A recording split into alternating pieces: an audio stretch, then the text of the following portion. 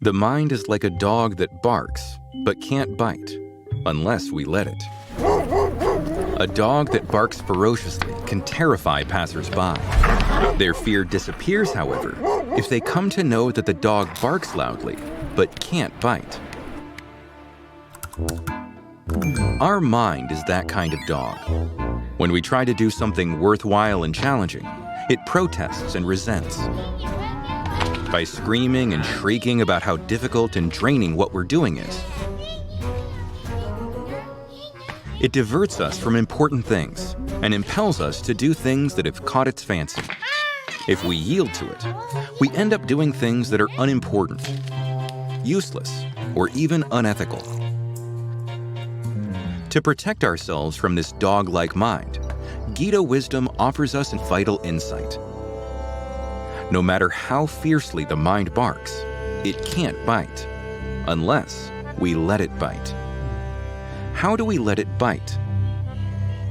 By identifying with it and doing its bidding, thereby letting it harm us. If we can just avoid mistaking its voice to be our voice, we can take away its power to bite us, even if it keeps barking. The Bhagavad Gita urges us to elevate ourselves with the mind and not degrade ourselves. This exhortation implies that we have the capacity to choose how the mind affects us. How can we access that capacity?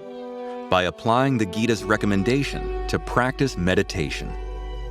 When we focus on an attractive object for meditation, that focus gives us inner satisfaction and strength. Thereby, we can endure the mind's shouts without being inordinately disturbed. Among various objects of meditation, Gita wisdom recommends the divine as a highly empowering object.